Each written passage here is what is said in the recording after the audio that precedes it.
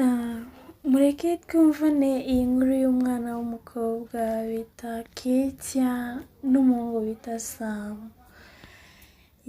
Iyi nkuru ni inkuru inejeje cyane, ni inkuru iryoshye cyane, gusa nizere ko uko iyi nkuru inejeje ari nako namwe iri bubanezeze. Uyu muhungu bita Sam yari umuhungu udafite ababyeyi, gusa nyine yibana, kandi yari umuhungu ufite akazi. Uyu mukobwa bita Ketia yari umwana w'umukobwa ufite mama we kandi nta data we bafite, yari umwana gusa ubana na mama we, nawe urabyumva. Baza gukundana n'uyu muhungu bita Sam, barakundanye cyane, inkuru yabo iraryoha cyane, mbese urukundo rwabo rwanejeje buri muntu wese ubabonye yumvaga yishimiye urukundo, yumvaga urwo rukundo rwabo yazarushyira mu mateka. Igihe rero cyageze Sam kubera ko yakoreraga hanze, yabonaga akazi, hari igihe byabaga ngombwa ko adakorera mu gihugu cyabo akajya gukorera hanze y'igihugu. Nuko rero Sam abwira Ketia, aramubwira ati sheri wanjye mukunzi, ndabona dufite akazi kandi ako kazi tugomba kugenda tukamarayo amezi 3, gusa icyo nshaka ni isezerano iturutse iwawe. Nshaka ko unsezerana ko utazigera unca inyuma, nshaka ko unsezeranya ko utazigera ukunda undi muhungu uretse njyewe. Ketia aramubwira ati sheri wanjye mukunzi Sam, urabizi ko ngukunda, urabizi ko no mu yindi si ni weho nahitamo, ndagukunda cyane kandi ubyizere. Gusa isezerano nguhaye ni uko ugenda ukiyumva ko muri hafi, ugenda ukiyumva ko aho waba uri hose ndi kumwe nawe. Sam biramunezeza cyane kubona umukunzi umukunda kandi wamwimariye muri make, amukunda cyane, mbese amufitiye urukundo rudasanzwe. Sam aramubwira ati rero mukundwa, ndabizi neza ko ujya ushidikanya ku rukundo rwanjye, njye nawe ndagukunda cyane kandi ngiye gukora akazi, reka nizere ko nzasanga ukinegereje, reka nizere ko nzasanga ibintu byose bikimeze neza. Ketia aramubwira ati mukundwa, unapaswa niamini, unapaswa kuwa na imani kwangu, sababu mimi nakupenda sana mpendwa. Usiwe na wasiwasi, usijali, mimi nakupenda sana, tena sana. Sam biramurenga cyane, ashimishwa nuko umukunzi we amuhaye promise yuko atazigera amuca inyuma, yuko atazigera akundana n'undi uwo ari we wese, azagumya amutegereza. Nuko rero Sam igihe kiragera ajya mu kazi, barasezerana. Urukumva ko rero Sam yari umwana mwiza kandi ari umwe wimenya, nta babyeyi afite, gusa Ketia nawe yari afite mama we gusa nta data we yari afite, mbese muri make nta n'akazi yari afite. Ketia niwe wamenyaga mama we, kandi aho atabashaga kuba yabona ubushobozi bwo kuba yamenya mama we mu bijyanye n'ibiryo, mu bijyanye n'imibereho, Sam yaramuberaga aho adashobora kubera mama we.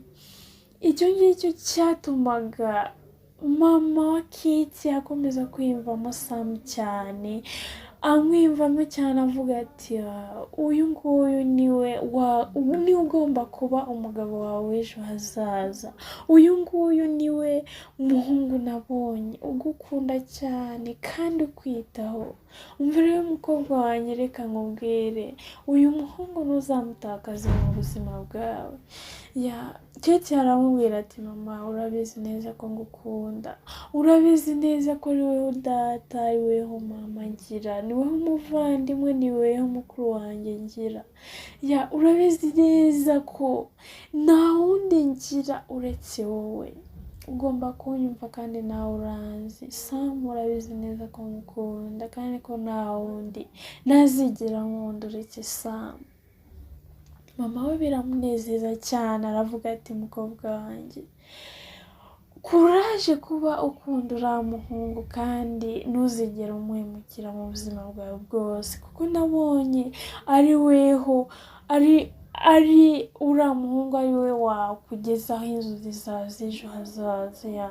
Ketia biramunezeza cyane kuko yari umukobwa wisanzuye kuri mama we, yari umukobwa umubwira buri kimwe cyose, yari umukobwa ndetse wumva mama we, yaba ari igitekerezo cy'urukundo bagisangira, yaba ari igitekerezo kijyanye n'imibereho bagisangira, mbese biba ari byiza, nawe byaba binejeje cyane kuba ufite mama wamuganira buri kimwe cyose muganira,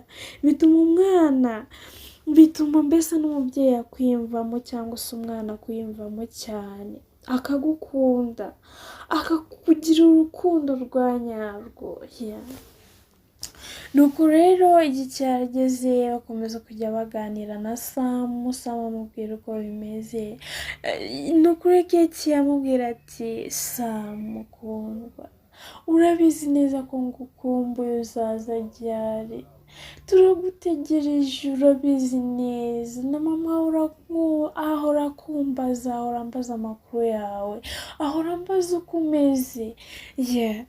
Sam aramubwira ati mukunzi, ndagukunda cyane kandi nawe urabizi, nanjye ndagukumbuye, nanjye aho ndi ntabwo nikanye, mpora ngutekereza, mpora nibaza uko umeze, mpora nibaza igihe tuzabonana bizaba bimeze bite. Keke rero aramubwira ati mva rero sheri wanjye, urabizi neza ko ngukumbuye kandi ndagukunda, gusa umbwire, nshaka kumenya igihe uzazira. Ntibyatinze rero, uretse ko mama wa Keke yahoraga abaza Keke, umuhungu wacu Sam ameze ute, se amakuru yiwe? Keke yamubwira ati mama, Sam ameze neza, nta kibazo, akazi karagenda, ntugire ikibazo rwose, Sam ameze neza. Urukumva rero ko wari umuryango wishimye cyane, wari umuryango uhorana ibyishimo, uhuje ibitekerezo, nubwo amafaranga wenda yari makeya, ubushobozi bwari bukeya, ariko wari umuryango unejeje cyane cyane. Ariko gusa igihe kimwe kiragera, Sam ahamagara Keke, aramubwira ati Keke mukundwa, Keke sheri wanjye, Keke kibasumba, ndabizi ko umaze igihe kinini unegereje kandi hari akantu nshaka kukubwira. Keke aramubwira ati wow baby, mbona kutega masikio, basi nieleze nami pia nisikie hilo jambo nzuri ambalo nataka nieleza, yani kabisa nalisubiri. Sam aramubwira ati urakoze cyane kuboneza amatwi, urakoze cyane kuba utegereje ijambo ryaturuka iwanjye. Sam aramubwira ati umva rero mukundwa, ngufitiye amakuru meza y'uko ejo nzaza, ejo tuzabonana. Keke aravuga ati umbwiye ijambo ryiza cyane, kandi nishimiye kuba ejo tuzongera tukabonana mukunzi. Sam rero byaramunejeje cyane kubona n'akanyamuneza umukunzi waba afite, kandi n'ukuntu aba amwitayeho, amubwira neza, niyo bavuganaga yumvaga ameze neza cyane kurushaho.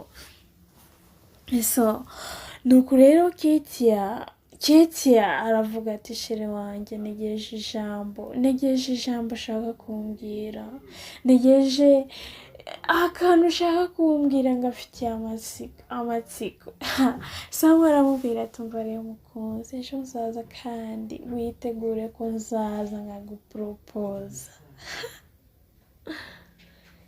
Kiti aravuga ati wawu, ayoze kandi biramutungura cyane, aravuga ati no, haiwezekani Samu atakuja kesho, yani kesho atakuja huku ili aweze kufunga ndoa mimi naye, ili mimi niweze kuwa mke wake, au kujulikana na kila mtu hata na kanisani ya. Aravuga ati wow, Mwenyezi Mungu apewe sifa, kwa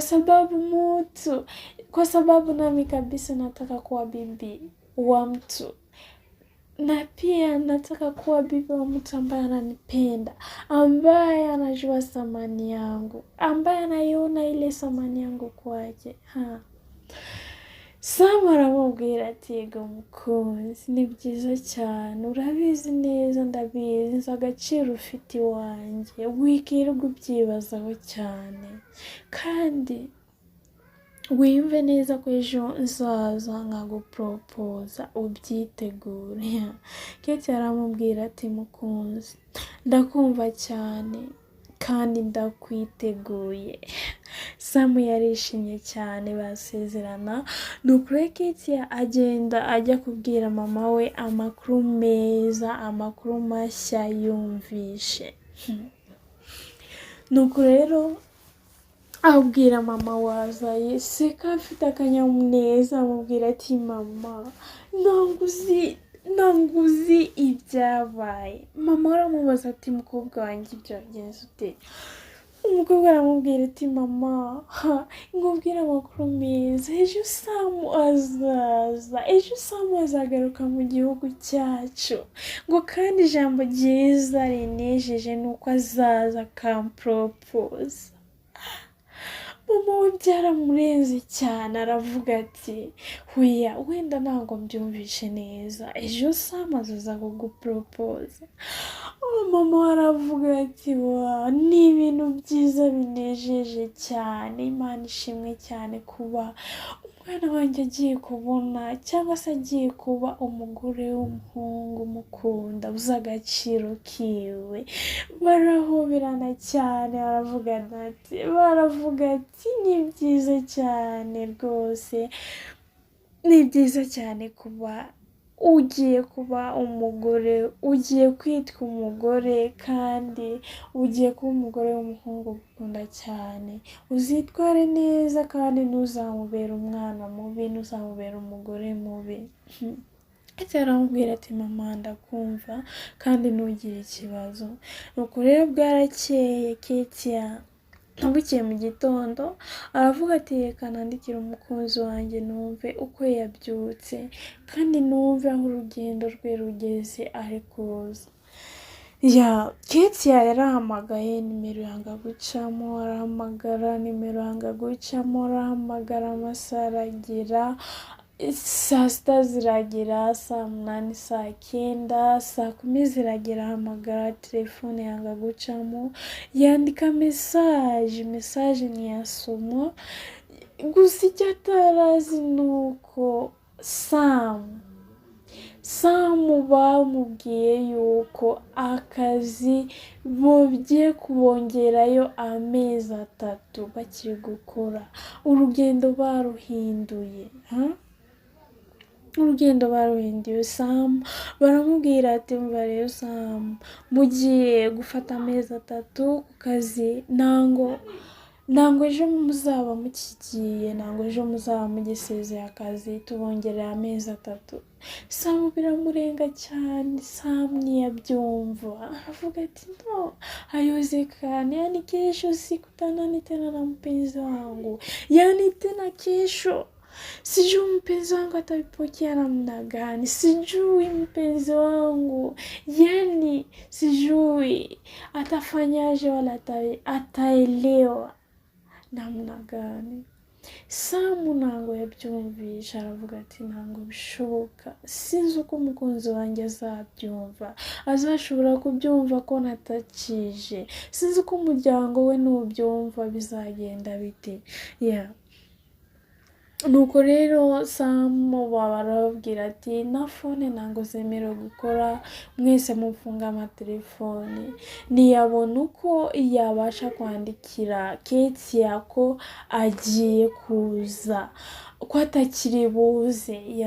Nuko rero Ketia nawe uwo munsi bwarakeye, undi urira, undi burira, undi urashira, undi uraza. Ketia asigaranye afite agahinda, abwira mama ko byagenze. Mama we nawe yumva arababaye cyane, aravuga ati mukobwa wanjye ihangane, nubwo bigenze gutya wenda wasanga afite ikibazo, nubwo bigenze gutya wasanga hari icyabiteye, wasanga hari impamvu. Akomeza umukobwa avuga ati hari impamvu, kuko yaza kuba wenda atakigushaka no kubikubwira, yana kukubwira impamvu, yana kukubwira ko atakigushaka, ariko ubwo atakwitabye, ubwo telefone ye idaciyemo, ubwo nimero ye itari kuboneka, wasanga hari ikibazo yagize. Reka dutegereze. Ketia ntabwo yabyumvishe. Ketia urakumva ko byamutunguye cyane, kandi yaramwizeraga cyane. Ntabwo yabashije kubyumva uburyo Samu atabashije kuza mu gihugu. Yari yamwiteguye, avuga ati umukunzi wanjye ejo uzaza, umukunzi wanjye ngomba kwifata neza, ngomba kwifata neza ku buryo azasanga ameze neza, ku buryo azasanga buri kintu cyose kimeze neza bamwiteguye. Ariko uri kumva ko harenzeho iminsi 2-3 Samu atarakira telefone, atarasoma mesaje, atarohereza na mesaje iyo ari yo yose, nta muntu uzi amakuru ye. Birabacanga cyane. Nuko rero Ketia yakomeje aguma mu gahinda, yasigaranye agahinda, kandi ukumva ko rero byagezeho igihe niwe wari uzi, niwe wari ufite akabaro, niwe wari nyir'urugo, niwe washaka ibyo kurya, niwe washaka buri kimwe cyose kugira ngo mama we amere neza. Uri kumva ko Samu yabaye atagifata telefone, kandi niwe wabafashaga, kuko yakoraga uko bishoboka kose kugira ngo afashe Ketia mu buri kimwe cyose, kugira ngo umuryango we ubeho neza, cyangwa se mama we akomeze abeho neza. Nuko rero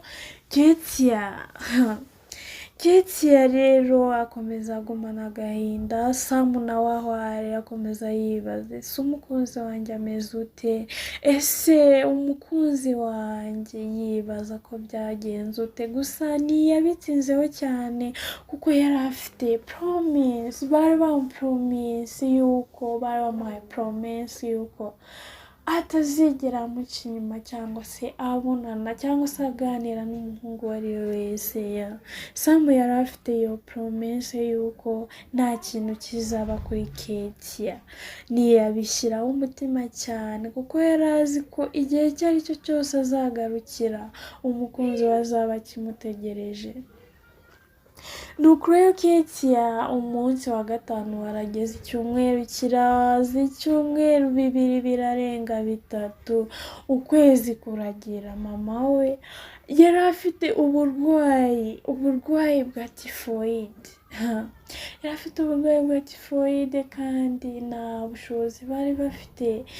Ketia yibaza uburyo bigiye kugenda. Ketia yibaza uburyo Samu atakiye telefone, uburyo Samu amutereranye, kandi noneho mama wageze mu bihe bikomeye, mu bihe Ketia atabasha kubyivanamo, kandi Samu ariwe wamufashaga mu buri kimwe cyose.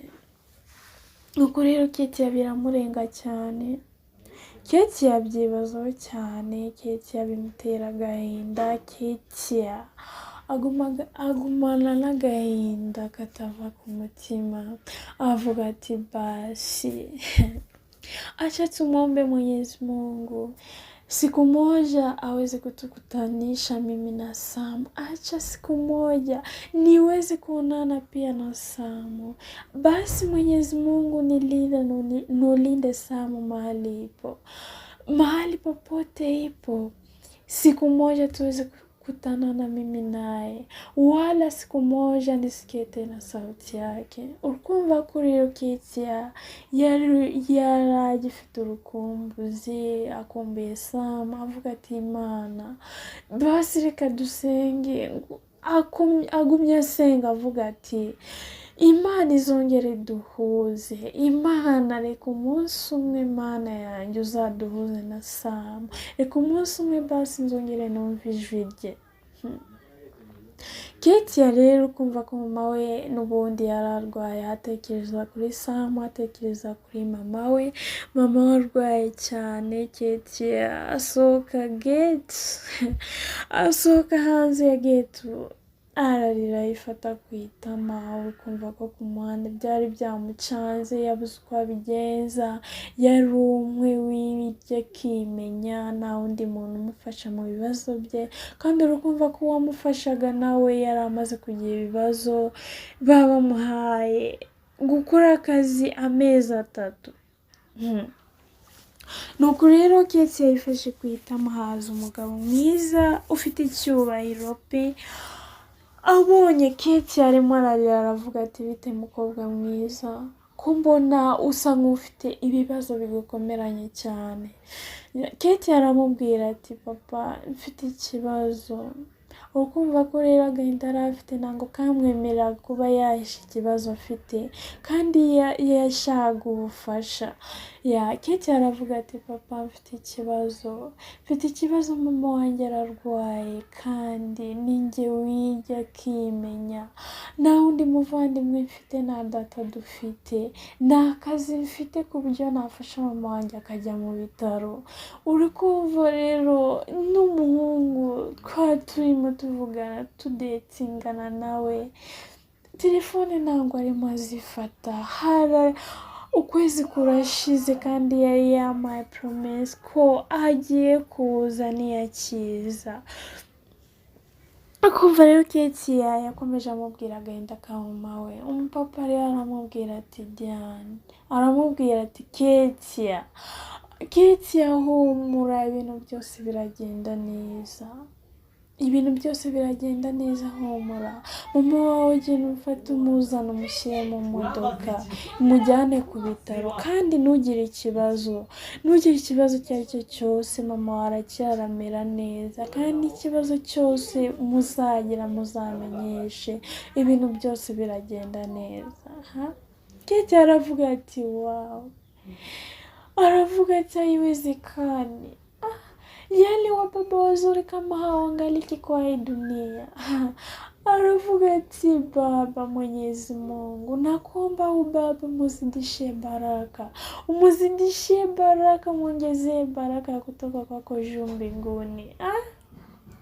Umupapa aramubwira ati no Ketia, ntabwo ari njye ugomba gushimira, ibyo kuba nafasha umuntu uri mu kibazo n'inshingano zanjye. Kandi baravuga ati ntugatererane umuntu usanze mu bibazo, ntuzajya usanga umuntu ari mu bibazo uzamufashe, kuko ntabwo ubuzi ejo hawe hazaba hameze gute. Nshobora kuba nyize ejo nkazakena, nshobora kuba uri umukene ejo ukazakira. Niyo mpamvu rero ngomba gufasha mama wawe nk'uwifasha, cyangwa se ngomba kugufasha nk'ufasha umwana wanjye. Ketia aravuga ati aramuhobera, yisanga amuhobeye, amuhoberana ibyishimo byinshi cyane. Aravuga ati baba Mwenyezi Mungu akujalie, Mwenyezi Mungu akupatie maisha mazuri na pia akuongezee baraka. Papa aravuga ati urakoze cyane, Imana ibyumve, kandi nawe Imana iguhindure amateka, kandi humura, igihe kirageze ngo amarira uyahanagure warize, kandi ibintu byose biragenda neza. Mama wa Ketia nubwo yari arwaye, gusa byaramunejeje cyane kubona umupapa amwitaho, atamuzi, kubona umupapa amuha ubufasha atamuzi, kubona ibyo byose abakoreye kandi atabazi, biramunezeza cyane. Nawe aravuga ati wa mugabo we, Imana nawe izagufashe mu gihe bizaba bigukomeranye cyangwa se mu gihe uzaba ufite ikibazo, nawe Imana izakurengere. Umugabo aravuga ati asante, nta kibazo kandi murakoze cyane. Nuko rero mama wa Keti aragenda ajya mu bitaro kumva baramuvura, gusa uwo mugabo abwira Keti ati Keti wampereza namba yawe kugira ngo nzakomeze menye uko bimeze, inkomeze numve uko bimeze, niba mama wawe yakize, niba mama wawe yorohewe. Keti ntiyabishidikanyaho cyane, amuhereza nimero. Bwarakeye uwo mugabo ahamagara Keti aramubaza ati Keti umeze gute? Keti aramubwira ati meze neza papa, kandi ibyo wakoze akomeza amushima cyane, avuga ati Imana izakongera umugisha. Umugabo aramubaza ati none se Keti, uyu munsi rero nagize akazi kenshi, gusa ndi kumva hari umuhungu wanjye imbohereje, umuhungu wanjye akabazana ibyo ntari kubazanira, hari ikibazo? Keti aravuga ati nta kibazo papa, nta kibazo, kandi Imana ikomeze ikurinde no mu kazi urimo, no mu kazi ugiyemo, Imana ikurinde, Imana ikurengere. Umugabo aravuga ati nawe Imana ibarinde kandi bakize. Nuko rero uwo mugabo ahamagara umuhungu we witwa Patrick. Nuko rero uwo muhungu wita Patrick, papa aramubwira ati mwana wanjye, nuko rero ejo hari abantu nasanze bababaye, hari abantu nasanze barwaye, kandi biba ngombwa ko mbafasha, gusa nagusabaga yuko wajya kubareba ukabashyira ibyo ntari kubashyira, kandi nta muntu bafite ubafasha, nibo bonyine bahari, gusa nagusabaga yuko wajya kubareba ukabashyira bino nakubashyira. Umwana nawe yubahaga papa we, gusa na papa we yari umubyeyi mwiza cyane, bose bubahana. Aramubwira ati papa nta kibazo, ndagira nta kibazo, amuhereza aderese zose n'ibitaro, amubwira n'izina ry'ibitaro. Nuko rero Patrick aragenda ageze ku bitaro, agihura n'umukobwa bita Keti, agihuza amaso na Keti, aravuga ati abakobwa beza nk'aba baracyabaho. Amarangamutima aramutwara, yumva akunze umwana w'umukobwa cyane, gusa ntiyabimubwira. arabanza arahagarara nk'iminota 2 abitekerezaho. Keti aramubaza ati wiriwe neza boss, ufite ikibazo? Patrick ariwe Peter aramubwira ati sorry munyihanganire, papa wanjye yanyohereje hano ku mukobwa bita Keti, yaba ari weho? Keti aramubwira ati yego ni njyewe rwose, kandi ntugire ikibazo, ni njyewe, yego. Peter arakomeza akajya yitegereza umukobwa Keti we ntiyamenye ibyabaye, gusa nyine Peter ntiyirengagije yuko Keti ari mu bibazo, yuko Keti arwaje mama we, yuko Keti afite agahinda kenshi ku mutima, bitewe n'uko papa we yari yabimubwiye ko umukobwa yari ababaye cyane. Nuko rero amasaha aricuma, bigeze ku mugoroba, Keti aramubwira ati none se wataha ko papa wawe yaba agutegereje, kandi abizi mwebwe abana bo mu bakire aya masaha aba agomba kugera mwageze mu rugo, ntabwo wamenyera, ndabona kandi wakoze cyane kuba waje kudusura, mukaba mwaduhaye ubufasha, Imana ikomeze ibarinde. gusa Peter yikundiye umwana w'umukobwa aramubwira ati Peter aramubwira ati hoya Ketia ntugire ikibazo, papa wanjye niyo wanyohereje hano kandi ntugire ikibazo icyo ari cyo cyose, ndamubwira yuko ndi bubasigaze kandi nta kibazo ari bubagireho. Gusa Ketia we ntabwo yabyegereje umutima cyane. Peter kandi we yari yamaze gukunda umwana w'umukobwa, buri ahantu hose agiye yamukurikiza amaso amureba, gusa nyine Peter akabona ko Ketia afite ikibazo, rwose. Nuko rero byageze igihe mama Ketia arakira, biba ngombwa ko babasezerera. Peter aravuga ati no, nabageza mu rugo niba nta kibazo byatera. Ketia aravuga ati rwose nta kibazo, hakuna shida, kama unaweza kutufikisha nyumbani sio mbaya, hiyo ni kitu kizuri sana, hiyo ni kitu ya maana sana, kitu ya muhimu sana, sio tatizo. Peter aramubwira ati Ketia bari mu modoka, aramubwira ati Ketia rero ndabona tugeze mu rugo, gusa hari akantu nshaka kukubwira. Ketia aramubwira ati nguteze yombi Peter, ni ikihe kintu ushaka kumbwira?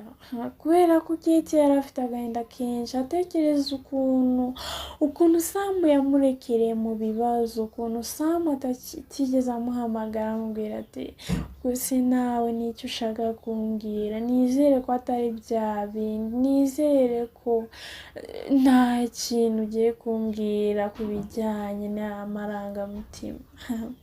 Peter nyine yewe yabonaga ko nyine byaba ngombwa ko amubwira ko amukunda. Nuko rero Peter aramubwira ati Ketia njyewe nagukunze.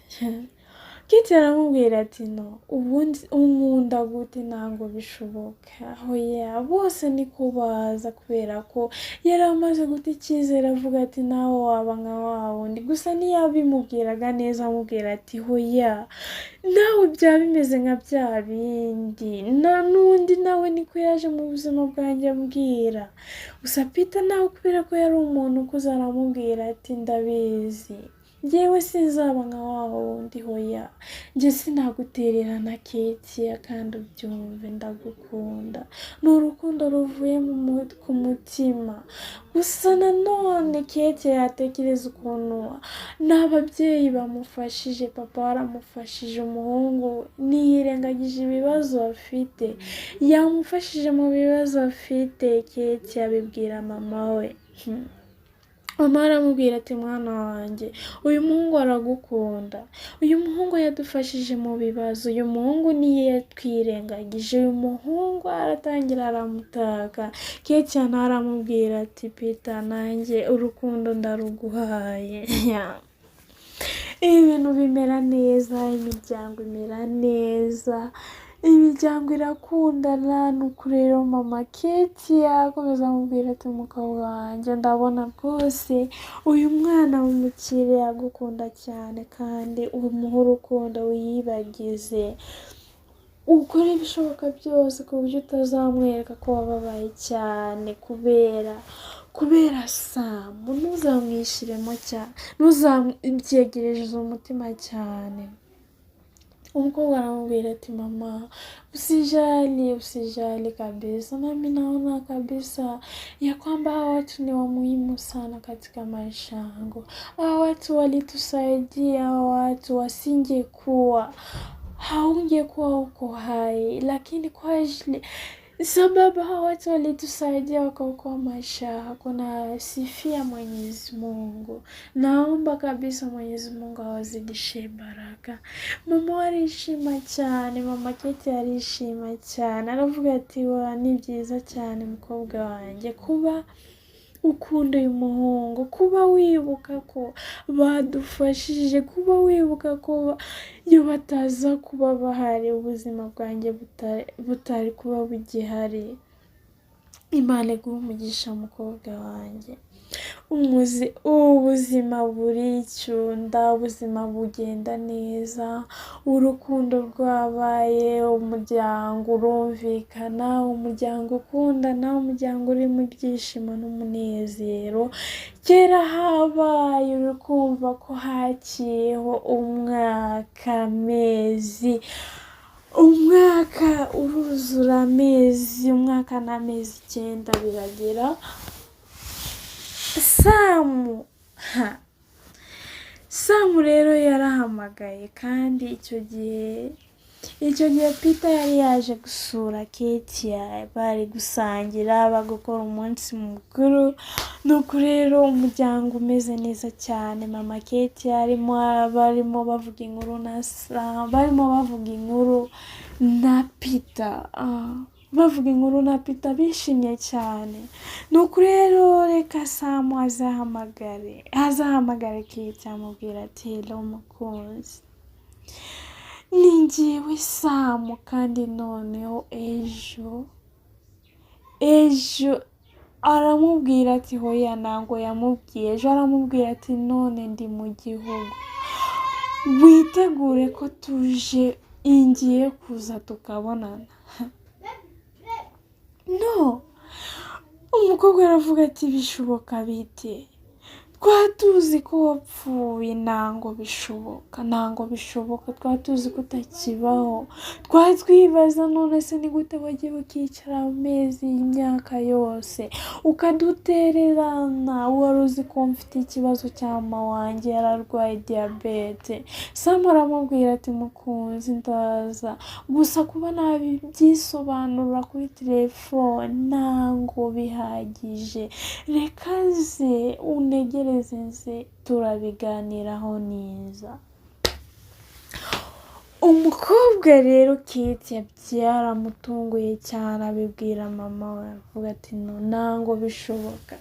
Mama aramubwira ati no, Ketia reba kure, uyu muhungu yaragutereranye, uri mu bibazo, urabizi ibibazo yadutayemo, ntiwongere kumuha umutima wawe. Uyu muhungu hoya reba uriya niwe ugukunda, urabizi ko ababyeyi nabo iyo babonye akenshi hari ahantu hari amafaranga, uretse ko bari bafite urukundo. Aravuga ati no, uraniwe mugabo, uraniwe uzakwita, uraniwe uzakugeza ku nzozi zawe, uraniwe uzatuma ubuzima bwawe bugenda neza. Ketia aravuga ati ntango yabyizeye, kandi wibuke ko Samu yari yamubwiye ati igihe zahita ngo propose. Nuko rero Ketia baguma aho ngaho, bagiye kubona habaye kera kabaye. Uwo munsi Samu yaraje abikubita imbere, yaraje amwikubita imbere za Ketia, aramubwira ati witeguye kumbera umugore? Ketia aravuga ati no, kwa nini uliruhusu ikuwe hivi Samu? Ulienda hadi mwaka ikienea hadi na miezi kekuya mbele, lao yadupigia au yatujulisha chochote, yani umekuja eti mimi nikuwe mke wako. Samu Yesu alimkumbatia kwa huzuni, alimkumbatia kwa furaha mingi sana. Kandi mwibuke ko Peter yararaho ngaho abona byose uko byagenze, kandi Peter nawe cyari kimuzanye, yari yaje kumupropose, nawe abayikubise imbere za Ketia. Aramubwira ati Ketia witeguye kumbera umugore? No, Ketia byaramutangaje cyane, ntabwo yabyumvishe, byiramurenga, aravuga ati nemere ndekende. Wibuke ko yari yapromise Samu amubwira ati nzakubera umugore, igihe cyose uzazira nzaba nkwiteguye mukundwa. Na Peter nawe wibuke ko bari bamaze kujya mu rukundo bakundana kandi ari nawe watabaye ubuzima bwa mama we, papa ari we watabaye ubuzima bwa mama we. Nuko rero Peter abonye ko umukobwa byamucanze, umukobwa agiye arababwira ati oya mwese nta n'umwe nshaka, mwese ndagiye ndabasize. Peter aravuga ati Ketia mukundwa, ndabizi neza ko bitakoroheye pe, ndabizi neza ko uyu muhungu yagutereranye, ndabizi neza aba afata ikiganza cya Sam n'ikiganza cya Ketia, ndabizi neza ko ari mu gahinda. Abwira Sam ati Sam, njyewe amazina yanjye banyita Peter kandi rwose urukundo rwanyu ndarushyigikiye, uyu mukobwa namukundaga kandi aho utaruri njyewe narahakubereye Sam biramurenga cyane, Ketia biramurenga cyane kandi wibuke ko Ketia n'ubundi yakundaga Sam, n'isezerano ryabo ryari iryo, yaravuze ati isezerano n'ubundi ni iryo. Nuko rero urukumva ko Peter yahise aharira umukobwa Sam, aramubwira ati Sam, ndabizi neza ko urukundo rumera, ndabizi neza ko waje uzanywe n'uyu mukobwa, ndabizi neza ko promesi yari yarakupromisi niyo ikuzanye kugeje hano. Ubwo rero sinshaka kubinjirira mu buzima, gusa njyewe ndabaho nk'inshuti bisanzwe, ndabaho nk'umuryango, basi ndabaho nka musaza we.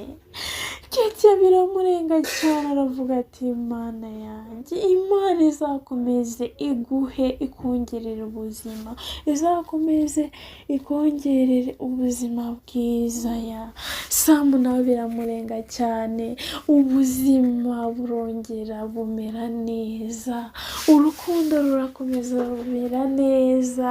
Nuko rero bigeraho urukumva ko rero Peter yahariye Sam umukobwa, baraproposana ndetse babana umugore n'umugabo, umuryango umera neza. Mbese urukumva iyo nkuru iranejeje cyane, iyo nkuru mbese weho uyumvishe weho ukuyemo iki? Weho niki yagufashaho? Mbese nawe uzaguma kuri iyo promise, nawe uzapromise umuntu ikintu, isezerano.